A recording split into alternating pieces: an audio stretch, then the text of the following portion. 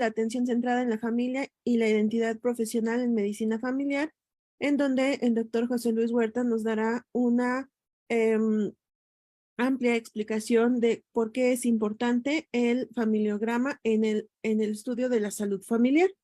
Le dejo los micrófonos al doctor Mixalis Rosas Ramos, quien va a presentar al doctor José Luis Huerta.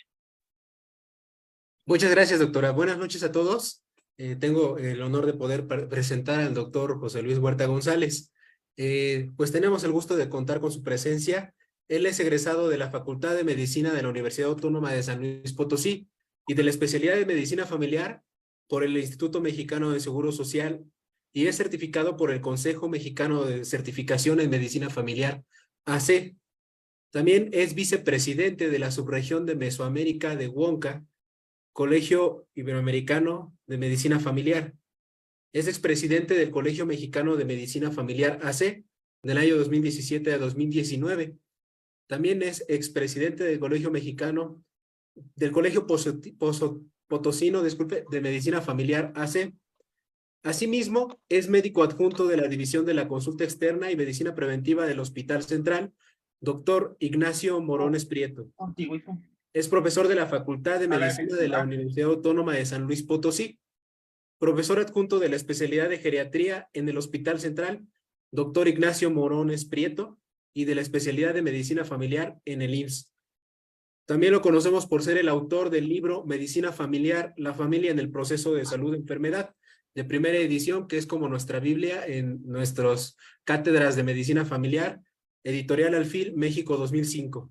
Actualmente es miembro del Comité de Relaciones Científicas del Consejo Mexicano de Certificación de Medicina Familiar, AC.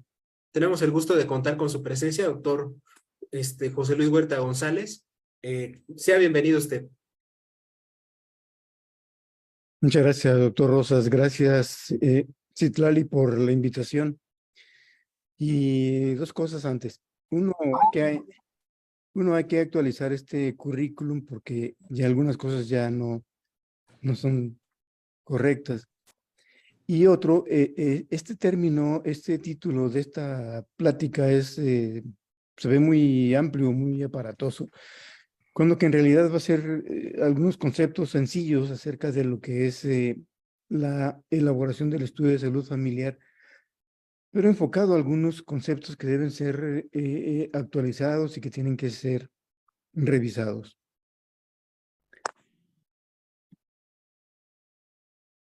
Quiero comenzar diciéndoles o recordándoles este hecho, de que en medicina familiar a lo que nos abocamos básicamente es a la identificación y posterior jerarquización de factores de riesgo en la familia, en cada fase de su ciclo vital. Y esto es comprensible porque, por ejemplo, cuando atendemos un cuadro gripal un día, pues estamos trabajando con un factor de riesgo. Y esta gama de factores de riesgo va desde eso, desde una infección de tipo viral hasta una situación de disfunción familiar, un problema psiquiátrico grave, etcétera.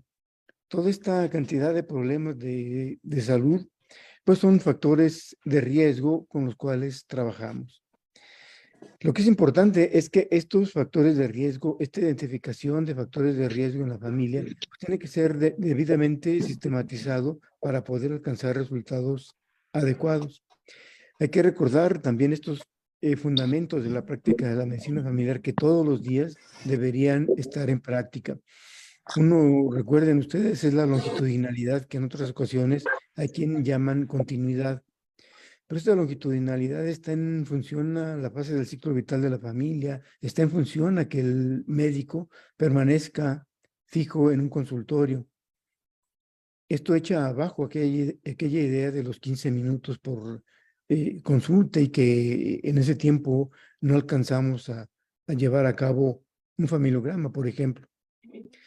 El otro elemento importante es el estudio de cada una de las situaciones familiares que se presentan, de tal manera que sepamos definir qué es una familia, qué es la dinámica familiar, qué es la disfunción familiar, etcétera, pero sin caer en, en ese sesgo tan importante que es la psicoterapia familiar.